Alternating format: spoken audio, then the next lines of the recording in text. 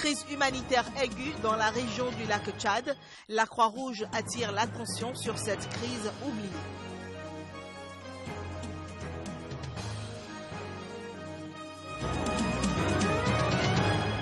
État d'urgence en Éthiopie. Le pays annonce de nouvelles restrictions. Entre autres, des médias étrangers y sont interdits de consultation.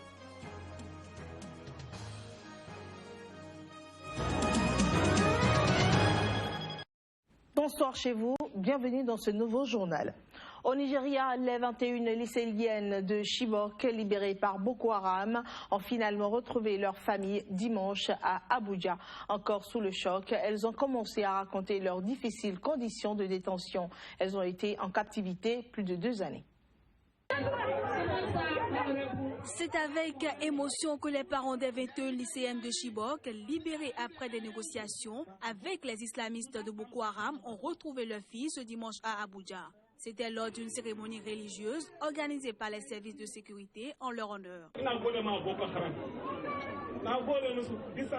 Je remercie Boko Haram. Je les remercie d'avoir gardé nos enfants en vie jusqu'à maintenant. Nous les supplions de libérer les autres filles qu'ils ont enlevées, parce qu'il y a des personnes qui ne sont pas nos filles, mais qui ont été enlevées. Je veux qu'ils les libèrent maintenant, afin qu'elles puissent retrouver leur famille. Selon des sources locales, les 21 lycéennes ont été échangées contre 4 combattants de Boko Haram dans la ville de Banki, à la frontière avec le Cameroun. Une information qu'a catégoriquement démenti le ministre de l'Information qui appelle à la prudence. Il y a beaucoup d'analyses imprudentes, de commentaires irréfléchis qui n'aident pas la situation. Nous avons encore plus de 120 autres enfants en captivité. Nous devons donc être prudents avec les commentaires que nous faisons. Nous ne devons pas faire de commentaires qui rendraient la vie de ces filles impossible. Les autorités nigérianes espèrent que cette nouvelle étape aidera à retrouver les 197 autres jeunes filles, toujours entre les mains de Boko Haram depuis avril 2014. La crise humanitaire qui sévit dans la région du lac Tchad semble être oubliée. Pourtant, plus de 9 millions de personnes sont en situation d'extrême détresse. Le Comité international de la Croix-Rouge appelle la communauté internationale à agir très vite. La région touchée par l'insurrection de Boko Haram pourrait devenir la pire crise humanitaire que le monde ait connue. La Croix-Rouge tire la sonnette d'alarme. Plus de 9 millions de personnes ont besoin d'aide dans la région du lac Tchad. Environ 65 000 personnes vivent dans une situation semblable à la famine dans cette région. Selon l'ONU, 80 000 enfants dans le nord-est du Nigeria pourraient mourir s'ils ne reçoivent pas une aide alimentaire dans un futur proche. Bien que ce soit une des plus vastes opérations humanitaires du Comité international de la Croix-Rouge dans le monde, c'est une crise oubliée. Quand les gens à l'extérieur du Niger ou à l'extérieur de la région du lac Tchad ne font pas attention comme il le faudrait à ce conflit et à ces personnes. Les Nations Unies ont lancé un appel de fonds de 739 millions d'euros concernant toute la région affectée, connue sous le nom du bassin du lac Tchad. À ce jour, l'ONU n'a reçu des engagements que de 197 millions de dollars. Depuis 2 mois, les Nations Unies et de nombreuses ONG alertent continuellement sur la situation de détresse alimentaire qui touche la région du lac Tchad, affectée par des déplacements massifs de population dus au conflit. Évasion dimanche de plus de 20 détenus, dont des criminels dangereux, d'une prison en Guinée-Bissau. Ces prisonniers ont profité de l'arrivée dans la prison d'un nouveau détenu pour prendre la fuite, selon une source pénitentiaire. Le garde a en effet reçu un coup de poing violent de la part d'un détenu lors de la mise en cellule du nouveau prisonnier. Située près du centre-ville, cette prison de la police judiciaire est la seule dans la capitale bissau-guinéenne. Plusieurs policiers policiers ont été donc déployés, plusieurs depuis donc à la recherche de ces fugitifs. Au Burkina Faso, à quelques jours donc du deuxième anniversaire de la chute du régime de l'ex-président Blaise Compaoré, 8 partis de l'opposition ont fondé dimanche donc à Ouagadougou une coalition pour la réconciliation. Pour rappel, Blaise Compaoré, resté 27 ans à la tête du Burkina Faso, avait été chassé du pouvoir le 31 octobre 2014 par une insurrection populaire. Le peuple burkinabé refusant de le laisser réviser la constitution pour briguer un nouveau mandat. En Éthiopie, à présent, le gouvernement, dans le cadre de l'état d'urgence décrété le 9 octobre, a annoncé une trentaine de mesures. Il impose notamment de sévères restrictions pour les déplacements dans le pays et interdit la consultation de certains médias d'opposition basés à l'étranger. Reportage. Impossible d'aller et de revenir désormais à sa guise en Éthiopie. Selon une liste publiée dimanche soir par le poste de commande, instauré par l'état d'urgence et relayé par les médias locaux, les autorités ont instauré de larges zones rouges le long des frontières et autour des grands axes routiers, zones dans lesquelles les déplacements sont sévèrement contrôlés. Les diplomates étrangers basés en Éthiopie ont par ailleurs interdiction formelle de se déplacer au-delà d'un périmètre de 40 km autour de la capitale Addis Abeba, sauf autorisation spéciale. La liste publiée inclut également un couvre-feu entre 18h et 6h autour d'intérêts économiques stratégiques tels que les usines, les fermes agricoles et les institutions gouvernementales. Plusieurs entreprises étrangères y ont été prises pour cible par des manifestants au cours des dernières semaines. Les directives imposent en outre des restrictions dans l'accès aux médias.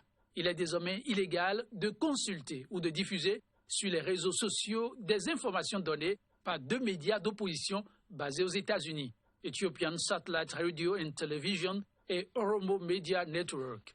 Depuis près de 3 semaines, l'Internet mobile est coupé dans la majeure partie du pays, y compris à Addis Abeba. Une mesure déjà appliquée depuis plusieurs mois dans les régions Oromo et Amara, en proie à un violent mouvement de contestation anti-gouvernementale. Au Bénin, le monde du syndicat des transporteurs a été enrichi d'un nouveau-né syndical. Le Centra INAB, entendez, le syndicat des transporteurs et importateurs non affiliés du Bénin. Le bureau exécutif du nouveau regroupement des travailleurs du 10 secteurs d'activité a été porté sur les fonds baptismaux cette fin de semaine. Plus de précisions à travers cet élément. Les défis du monde des transporteurs et importateurs au Bénin, il faudra compter à l'avenir avec le Centra INAB pour les relever. Tout nouveau syndicat, mais constitué de vieux routiers du secteur des transports, le syndicat des transporteurs et importateurs non affiliés du Bénin se veut être le répondant au vide créé par les syndicasseurs opérant dans le même domaine, mais qui depuis peu n'arriveraient plus à combler les attentes. La tâche est énorme. Nous en sommes conscients. Comme on le dit, une hirondelle ne fait pas le printemps. J'ai la chance de me faire accompagner par une équipe. Et cette équipe, je ne doute point de leurs compétences. Les chantiers en urgence pour le bureau ainsi installé s'articulent autour de 8 points. Pour réussir, le syndicat se fixe comme objectif de ramener la quiétude entre les syndicalistes et les importateurs, mettre en confiance nos collaborateurs que sont les conducteurs, harmoniser le prix du transport qui aujourd'hui n'arrange personne, vulgariser le règlement 14 de l'UEMOA, se présenter en interlocuteur fiable au gouvernement, trouver toujours un consensus avec le gouvernement pour d'éventuelles crises, le renouvellement de notre parking de camions, le recyclage de nos conducteurs. Nanti de 12 membres, le bureau exécutif du Centra INAB est élu pour un mandat de 5 ans, renouvelable une seule fois.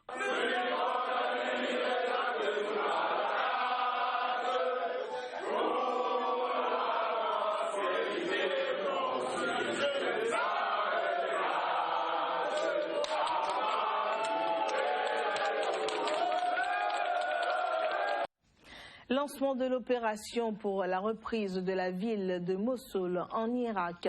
En effet, le Premier ministre irakien a annoncé dans la nuit de dimanche à ce lundi le début d'une vaste offensive pour la reprise de la ville de Mossoul aux mains des djihadistes depuis juin 2014. Dans le cadre de la reprise du dernier grand bastion de l'État islamique en Irak, des milliers de combattants kurdes irakiens se sont dirigés ce lundi vers les villages tenus par des djihadistes à l'est de Mossoul. Mes chers compatriotes, chers habitants de la province de Néné, l'heure de la victoire a sonné et les opérations pour la reprise de la ville de Mossoul ont commencé. J'annonce aujourd'hui le début des opérations visant à vous débarrasser de la tyrannie et du terrorisme de l'État islamique. Et avec l'aide de Dieu, nous allons vous rencontrer bientôt à Mossoul pour célébrer la reprise de la ville. Selon le commandant général des forces kurdes, la progression des combattants a été coordonnée avec les forces fédérales irakiennes qui se dirigent vers le sud de Mossoul. Cette offensive, soutenue par l'aviation de la coalition internationale anti-djihadiste, dirigée par les États-Unis, pourrait durer plusieurs semaines. Composée aujourd'hui de plus de 60 pays, la coalition combat les djihadistes en Irak et en Syrie. Elle mène également des frappes aériennes et fournit des armes et des équipements aux forces loyales. Les États-Unis et le Royaume-Uni ont averti dimanche que les alliés occidentaux envisageaient d'imposer de nouvelles sanctions économiques ciblées contre la Syrie et la Russie face au siège d'Alep. C'est une déclaration faite par le secrétaire d'État américain John Kerry et le ministre britannique des Affaires étrangères à Londres.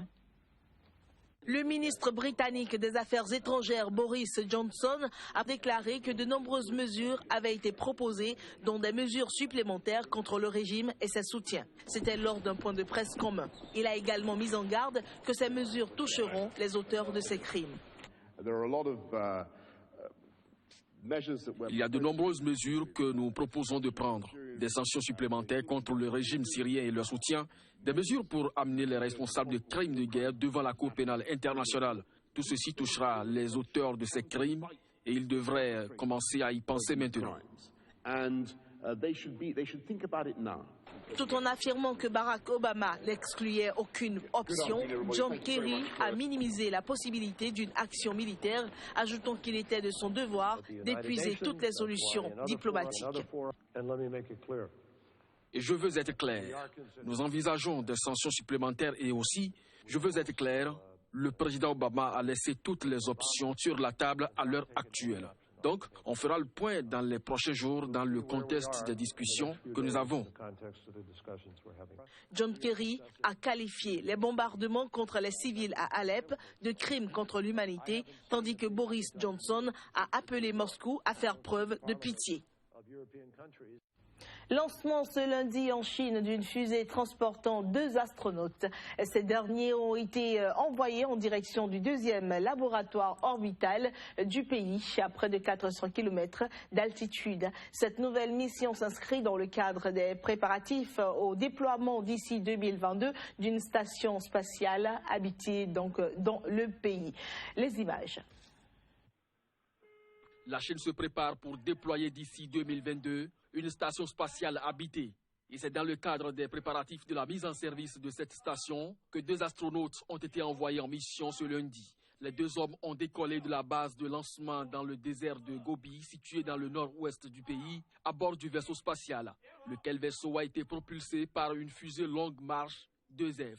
Ils seront à bord du nouveau laboratoire spatial chinois en 48 heures et ils séjourneront pendant 30 jours dans le but d'ouvrir la voie au déploiement dans 6 ans d'une station habitée dans l'espace. Ces 2 astronautes, appelés taïkonautes par les Chinois, vont mener des expériences en matière de médecine, de biologie, de physique, de tempêtes solaires et de réparation d'équipements. En parallèle de sa station spatiale, Pékin mène un programme lunaire visant à envoyer un homme sur la Lune. Le pays espère aussi envoyer un vaisseau spatial autour de Mars vers 2020 avant de déployer un véhicule téléguidé sur la planète rouge. Il faut souligner que la Chine a investi des milliards dans ses programmes spatiaux pour tenter de rattraper l'Europe et les États-Unis.